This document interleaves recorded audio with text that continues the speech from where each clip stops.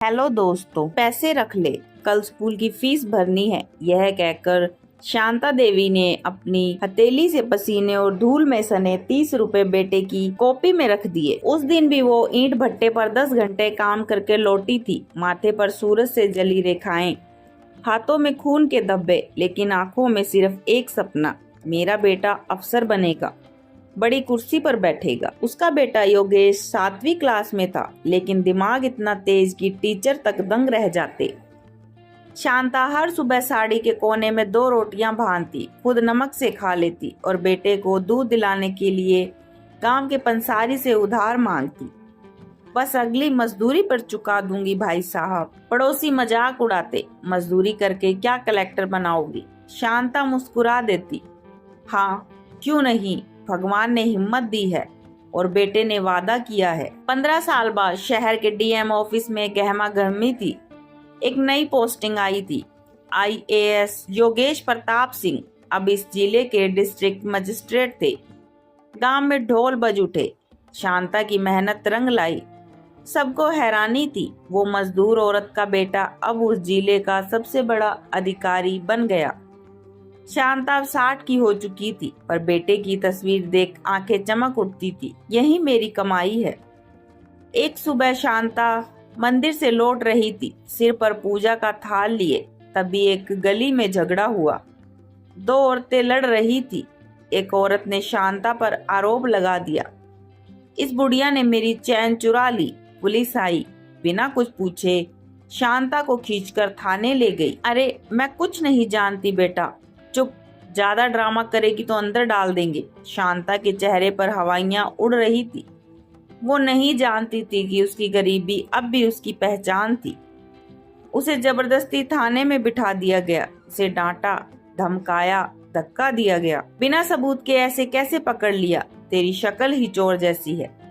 Collector की अम्मा होती तो अब तक डीजीपी आ जाता। शांता की आंखों से आंसू बह रहे थे, पर कोई सुनने वाला नहीं था। शाम के करीब 5 बजे थे। आईएएस योगेश प्रताप सिंह को एक कॉल आया, सर थाने में एक बूढ़ी औरत को चैन चोरी के आरोप में लाया गया है, बहुत रो रही है। योगेश ने बिना ध्यान दिए फाइल पर साइन किए। तभी ड्राइवर ने धीरे से कहा, सर नाम है शांता देवी। योगेश का पेन वहीं रुक गया। उसके हाथ कांपने लगे। वो कुर्सी से उठ खड़ा हुआ, गाड़ी निकालो, थाने चलना है। थाने में इंस्पेक्टर और कांस्टेबल आपस में हंस रहे थे। बुढ़िया तो बिल्कुल नाटकबाज निकली।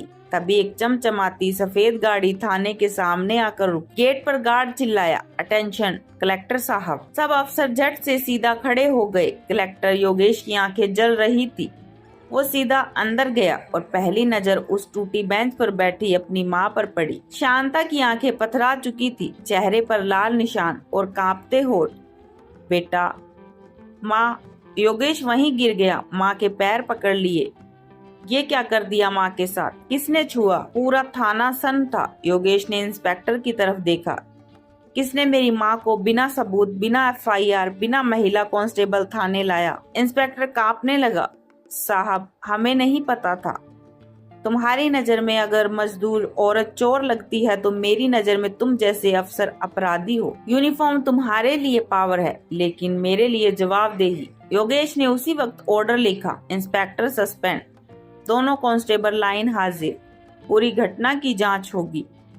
शांता रो रही थी, बेटा तूने क्यों किया ये सब? माँ मैं अफसर बाद में हूँ, बेटा पहले हूँ। अगले दिन जिले की हर अखबार में छपा। कलेक्टर ने थाने में अपनी माँ को पहचाना और सस्पेंड किया इंस्पेक्टर को। लोगों की भीड़ शांता के घर जमा हो गई। जिसे कभी लोग मजदूर कहकर हंसते थे, आज वो सबको माफ कर रही थी। योगेश ने उसी थाने के सामने एक बोर्ड लगवाया, यहाँ हर माँ सम्मान की हकदार है। थाने से निकलते वक्त शांता ने योगेश का हाथ पकड़ा, बेटा मुझे बहुत गर्व है कि तू बड़ा अफसर बना, लेकिन आज जो तूने किया उससे मुझे लग रहा है मेरा बेटा अब इंसान भी बन गया है। योगेश की आंखों में आंसू थे। माँ मुझे माफ कर देना, मैं इतना बड़ा अफसर हो गया कि तुझे भूल बैठा। शांता ने उसके सर पर हाथ रखा, बेटा मैंने तुझे रोटी खिलाकर बड़ा नहीं किया, मैंने तुझे जमीर देकर बड़ा किया है। आज तूने वो जमीर दिखाया, अब मैं चैन से मर भी जाऊं तो कोई गम नहीं। कुछ दिन बाद योगेश ने एक आदेश जारी किया। हर थाने में महिला सुरक्षा और सम्मान के लिए शांता प्रकोष्ठ बनाया गया। जिस माँ को कभी मजदूरी से जूझते देखा गया, अब वो समाज के लिए प्रेरणा बन गई थी। गांव की औरतें कहती, अब हमें डर नहीं लगता। अब हर माँ को लगेगा कि कोई बेटा जरूर न्याय दिलाएगा।